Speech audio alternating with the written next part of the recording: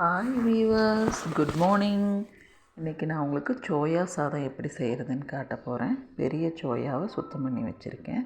4 கிராம்பு, சிறிதளவு பட்டை, 3 ஏலக்காய், பிரிஞ்சி இலை சிறிதளவு, அன்னாச்சி மொக்கு, அரை மூடி எலுமிச்சம்பழம், 2 ஸ்பூன் தயிர், பெரிய வெங்காயம் 2, தக்காளி 2, 4 பச்சை மிளகாய், கொத்தமல்லி தழை சிறிதளவு, புதினா சிறிதளவு, இஞ்சி 2 துண்டு, பூண்டு ஒரு 10 பல், 10 சின்ன வெங்காயம், 1 டம்ளர் அரிசியை கழிஞ்சு ஊற வச்சுருக்கேன், 1/2 ஸ்பூன் வரமிளகாய் தூள், 1/2 ஸ்பூன் பிரியாணி மசாலாத்தூள், நெய் தேவையான அளவு.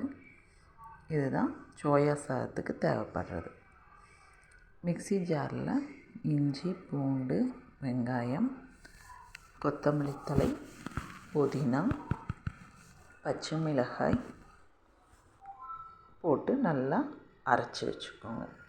ஒரு குக்கரில் எண்ணெயும் நெய்யையும் சேர்த்து காய விடுங்க. நல்லா காஞ்சதுக்கப்புறம் சோம்பு, கிராம்பு, ஏலக்காய், பட்டை, பிரிஞ்சி இலை இதையெல்லாம் சேர்த்து வதக்கிட்டு வெங்காயத்தையும் சேர்த்து நல்லா பொன்னிறமாக வதக்கிக்கோங்க.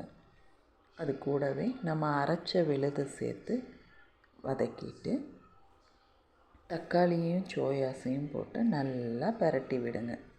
சோயா அந்த எண்ணெயிலேயே வதங்கட்டும். அப்போ தான் டேஸ்ட்டு நல்லாயிருக்கும். கொஞ்சம் கொத்தமல்லி தழையும் புதினாவையும் பரட்டியில் வாசனை நல்லாயிருக்கும். மசாலாத்தூளையும் சேர்த்துக்கோங்க.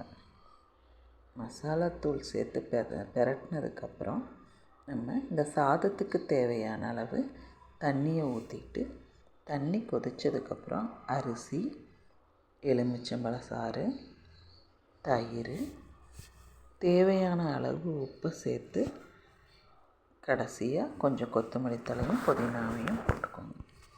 போட்டு பரட்டி குக்கரை மூடி 3 விசில் விட்டு இறக்குனீங்கன்னா சூப்பரான சோயா சாதம் ரெடி ஆகிடுச்சு.